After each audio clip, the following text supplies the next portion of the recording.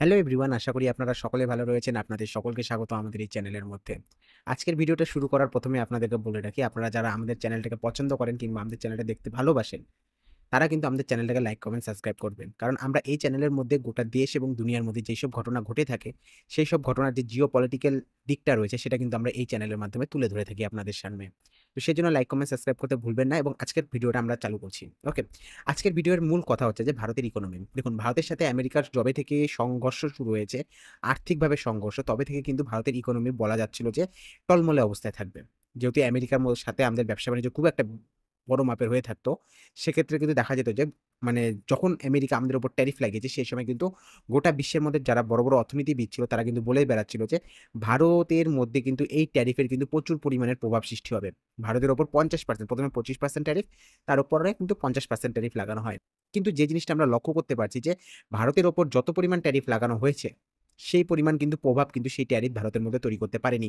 অপরপক্ষে ভারতের ইকোনমি কিন্তু খুব বেশি পরিমাণে উপলে পড়েছে। কিভাবে জিনিসটা বলার চেষ্টা করছি সেটা একটু ভালো করে বুঝার চেষ্টা করুন। ভারতে যে এই কোয়ার্টারে, বছরের মধ্যে বেসিক্যালি ৩ মাস করে ৪ টা কোয়ার্টার থেকে থাকে। তো এই যে কোয়ার্টার রয়েছে, অর্থাৎ শেষ কোয়ার্টার, যে 4th কোয়ার্টার রয়েছে, 4th কোয়ার্টারের মধ্যে কিন্তু সবচেয়ে বেশি গ্রোথ রেট দেখা গিয়েছে। গ্রোথ রেট বলতে বেসিক্যালি কত পার্সেন্টেজ, বেশি পার্সেন্টেজে আমাদের দেশটা কিন্তু গ্রোথ করছে। ওকে? আপনার যদি আজকে ৳১০০ কামাই হয়ে থাকে, তো আপনার যদি 4% গ্রোথ হয়ে থাকে, তাহলে সেক্ষেত্রে দেখা যাবে যে আপনার ৳১০৪ কামাই হচ্ছে পরবর্তীকালে। ঠিক তেমনই কিন্তু ভারতের গ্রোথ রেট যদি আপনি লক্ষ্য করে থাকেন, ভারতের মধ্যে গ্রোথ রেট যেটা রয়েছে বর্তমানে 4th কোয়ার্টারে, সেটা হচ্ছে 6.6%।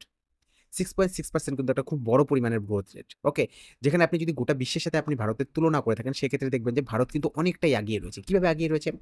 যদি আমরা ১ম এ চায়নার সাথে তুলনা করি, ভারতের গ্রোথ রেট রয়েছে 6.6-6.7% এর কাছাকাছি।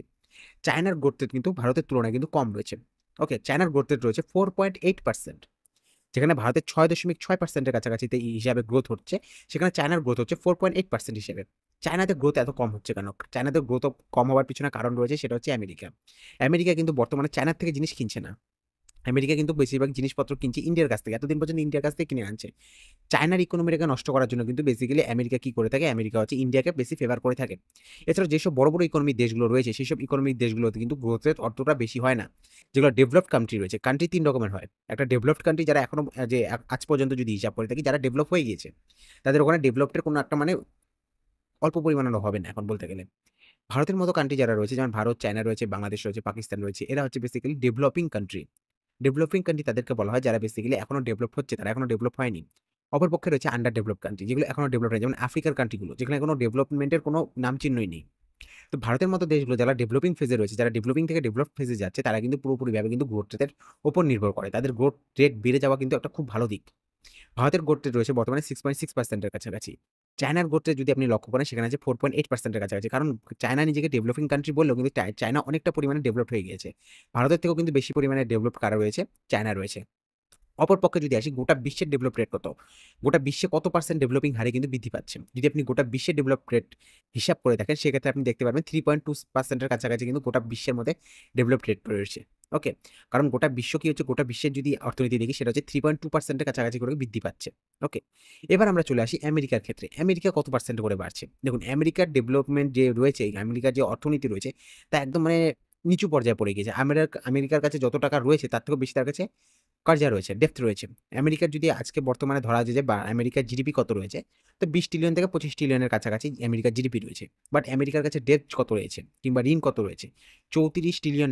তার কাছে ১ বছরে আমেরিকা $২০ ট্রিলিয়ন যদি তৈরি করে, $৩৭ ট্রিলিয়ন তার কাছে হচ্ছে ডেপ্থ রয়েছে। আর গোটা আমেরিকার মধ্যে যত পরিমাণ মানে বেসিক্যালি পয়সা কামাই করা হয় বা জিডিপি তৈরি করা হয় ২০ ট্রিলিয়নের কাছাকাছি, তার থেকে ১ ট্রিলিয়ন, $২০ ট্রিলিয়ন টাকার থেকে $১ ট্রিলিয়ন টাকা শুধুমাত্র আমেরিকা খরচ করে তার যে পরিমাণ ঋণ রয়েছে, সেই ঋণগুলোকে কিন্তু করতে পরিশোধ করতে। তো আমেরিকার যে ডোনাল্ড ট্রাম্প রয়েছে, ডোনাল্ড ট্রাম্প একসময় কি বলেছে যে ভারতের ইকোনমি কি রয়েছে? Death economy. ভারতের ইকোনমির সাথে কোনো মানে ভারতের ইকোনমি কিন্তু ডেথ অবস্থায় চলে গেছে বা মৃতপ্রায় ইকোনমি। কারণ আমেরিকা যবে ট্যারিফ লাগিয়েছিল, আমেরিকা কি বলেছিল যে ভারত একদিন এমন আসবে যে ভারত আজকে তো বুঝছে না, আজকে রাশিয়া থেকে তেল নিয়ে যাচ্ছে। একদিন এমন আসবে ভারত কি করবে? আমাদের কাছে এসে ক্ষমা চাবে এবং ক্ষমা চেয়ে কি বলবে যে আমাদের কাছ থেকে ট্যারিফ কমাও। বাট এটা পুরোপুরিভাবে কিন্তু একটা মিথ্যা স্থাপন হয়েছে কিংবা এটা পুরোপুরিভাবে কিন্তু একটা ফেল হয়ে গেছে এই প্ল্যানিংটা। ভারতের যে গ্রোথ এত পরিমাণ বৃদ্ধি পাচ্ছে সেটা মানে বলার মতো নয়। কোয়ার্টার 1 এ যদি আমরা চলে যাই অর্থাৎ জানুয়ারি, ফেব্রুয়ারি, মার্চ মাসের দিকে চলে যাই যদি ভারতের কিন্তু গ্রোথ রেট ছিল প্রায় 7.8% এর কাছাকাছি। এখন গ্রোথ রেট কত এসেছে? 6.6%, মানে গ্রোথ রেট ফার্স্ট কোয়ার্টার থেকে কমেছে। কিন্তু গোটা ওভারঅলি যদি গোটা দুনিয়ার ক্ষেত্রে দেখি, গোটা দুনিয়া যেখানে 3.2% হিসাবে বৃদ্ধি পাচ্ছে, সেখানে ভারত বৃদ্ধি পাচ্ছে 6.6% হিসাবে। আমেরিকা বৃদ্ধি পাচ্ছে 1.9%, মানে আমেরিকার গ্রোথ নেই। আমেরিকার যা গ্রোথ ওভার হয়ে গিয়েছে। চায়নার গ্রোথ রেট রয়েছে 4.8% এর কাছাকাছি। অর্থাৎ এর জন্য বলা হচ্ছে যে ভবিষ্যতে যদি তুলনা করেন যে ভারতের যে গ্রোথ সেটা অনেক পরিমাণে হবে। ভারতের ইকোনমিটা একটা বুশিং ইকোনমি। যেটা ক্রমাগতভাবে বুস্ট হচ্ছে। বুস্ট হতে উপরের দিকে যাচ্ছে। সেজন্য আপনি দেখবেন যে ইউরোপিয়ান কান্ট্রি গুলো যারা রয়েছে যাদের ডেভেলপিং ফেজ শেষ হয়ে গিয়েছে, তারা ডেভেলপড হয়ে গিয়েছে। তাদের ডেভেলপ মোডে এখন তারা নেই। তারা শুধুমাত্র এখন কি চাচ্ছে যে এমন কিছু ইকোনমিতে ইনভেস্টমেন্ট করতে চাচ্ছে যেগুলো ইকোনমি কি হচ্ছে ডেভেলপিং মোডে রয়েছে। যেখানে টাকা লাগালে টাকা বৃদ্ধি পাবে। আমেরিকাতে টাকা লাগালে আপনি টাকা বৃদ্ধি করতে পারবেন না। কারণ সেখানে ডেভেলপিং ফেজ নেই। 1.2% এর কাছাকাছি, 1.2, 1.9% এর কাছাকাছি কিন্তু সেখানে ডেভেলপ হচ্ছে। এজন্য ইউরোপিয়ান কান্ট্রিগুলো কি করছে? ইউরোপিয়ান কান্ট্রি উঠে পড়ে লেগেছে ভারতের সাথে সম্বন্ধ ভালো করতে। যেখানে আমেরিকা ভারতের উপর ট্যারিফ লাগিয়েছিল। আমেরিকা বলেছিল ইউরোপিয়ান কান্ট্রিগুলোকে যে ভারতের উপর ট্যারিফ লাগাও। তাহলেই কিন্তু ইন্ডিয়া কি করবে না? রাশিয়া থেকে তেল কিনবে না, এবং রাশিয়া থেকে যতক্ষণ ইন্ডিয়া তেল কেনা বন্ধ না করে ততক্ষণ কিন্তু এই যুদ্ধ চলতে থাকবে। মানে রাশিয়া ইউক্রেন যুদ্ধটা চলতে থাকবে। তারপরে গিয়েও কিন্তু আমরা দেখতে পেয়েছি যে ইউরোপের একটা কান্ট্রিরও কিন্তু ক্ষমতা হয়নি যে ভারতকে কি করা, ভারতকে এসে ভারতকে বলার যে আপনারা রাশিয়া থেকে তেল কিনবে না, কিংবা ভারতের উপর কিন্তু ট্যারিফ লাগানোর একটা কান্ট্রিরও কিন্তু সাহস হয়নি। অর্থাৎ বুঝতে পারছেন তো মানে খেলাটা কতটা ভাইটালি পজিশনে চলে গিয়েছে যে ভারতের গ্রোথ রেট এত পরিমাণ বৃদ্ধি পাচ্ছে যে বিশ্বের বিভিন্ন দেশগুলো কি করছে, ভারতের মধ্যে ইনভেস্টমেন্ট করার চেষ্টা করছে। কি হবে না হবে সেটাও একটা বড় বিষয় রয়েছে। আপনারা আমাদের চ্যানেলটা যেহেতু দেখেন সেজন্য আমাদের দায়িত্ব যে আপনাদের চ্যানেলটাকে পুরোপুরিভাবে কিন্তু মানে আমাদের চ্যানেলে এইসব বিষয় নিয়ে আলোচনা করার। ভারতের অনেকে বলে থাকবে যে যারা বেসিক্যালি ভারতের বিপক্ষে রয়েছে বা শাসক দলে নেই, যারা বিজেপি করে না, যারা কিংবা যারা কংগ্রেস করছে কিংবা টিএমসি করছে, তারা বলবে যে ভারতের অবস্থা খুব খারাপ, ভারত এরকম, ভারত ডেভেলপিং ফেজে নেই। বাট একটা দেশ এত বড় ইকোনমি যার 4 ট্রিলিয়নের কাছাকাছি যার ইকোনমি, সে কিন্তু ধীরে, ধীরে আগাবে। সে একবারে আগাতে পারবে না। আপনার সমস্যা কিন্তু একদিনে সমাধান করা সম্ভব হবে না। সেজন্য যে জিনিসটা বলা হচ্ছে সেটা হচ্ছে বেসিক্যালি যে ভারত যে পরিমাণে ডেভেলপিং হচ্ছে, বলা হচ্ছে 2040 থেকে 2047 সালের মধ্যে কিন্তু ভারত একটা খুব বড় পর্যায়ে চলে যাবে। যেখানে আমেরিকার মতো দেশগুলো যেখানে প্রচুর পরিমাণের অর্থ যার মধ্যে রয়েছে, সেই দেশগুলো বর্তমানে দেখা যাচ্ছে যে তাদের ডেভেলপিং ফেজ কম রয়েছে। মনে করা হয় 2060 সালের মাধ্যমে 2060 সালের কাছাকাছিতে কি হবে? গোটা দুনিয়ার মধ্যে সবচেয়ে শক্তিশালী দেশ কিংবা সবচেয়ে অর্থনৈতিক দেশ হিসাবে কে গণ্য করা হবে? চায়নাকে। সেকেন্ড পজিশনে ইন্ডিয়া থাকবে। থার্ড পজিশনে কিন্তু ইউএসএ নেমে আসবে। ইউএসএ বর্তমানে ফার্স্ট পজিশনে রয়েছে। বিভিন্ন অর্থনীতিবিদরা কিন্তু বলেছে, ব্লুমবার্গে একটা রিপোর্ট বেরিয়েছে, সেখানে বলা হয়েছিল যে চায়না একসময় গোটা দুনিয়ার মধ্যে 1 নম্বরে যাবে। গোটা দুনিয়াতে একসময় কিন্তু ইউরোপের মধ্যে যদি আমরা গ্রেট ব্রিটেনকে বলে থাকি বা ইংল্যান্ডকে বলে থাকি, তারা কিন্তু 1 নম্বরে ছিল। সেখান থেকে তাদের জায়গাটা কে নিয়েছে? আমেরিকা নিয়েছে ২য় বিশ্বযুদ্ধের পরে। এবার আমেরিকার জায়গাটা কে নেওয়ার চেষ্টা করছে? সেটা নেওয়ার চেষ্টা করছে কিন্তু চায়না। চায়না কিন্তু একদিন এমন হবে যে চায়না কিন্তু 1 নম্বরে চলে যাবে। আমেরিকার ভয় এটাই যে চায়না 1 নম্বরে চলে গেলে কিন্তু চায়না এবং ইন্ডিয়া দুটো পাশাপাশি কান্ট্রি। মানে আপনার বাড়িতে মাংস রান্না হলে পাশের বাড়িতে কিন্তু গন্ধ যাবে। চায়না যদি ডেভেলপিং ফেজে চলে যায়, ডেভেলপ ফেজে চলে যায়, তাহলে কিন্তু ইন্ডিয়ারও কিন্তু ডেভেলপ ফেজে যাওয়ার কিন্তু একটা চেষ্টা থাকবে।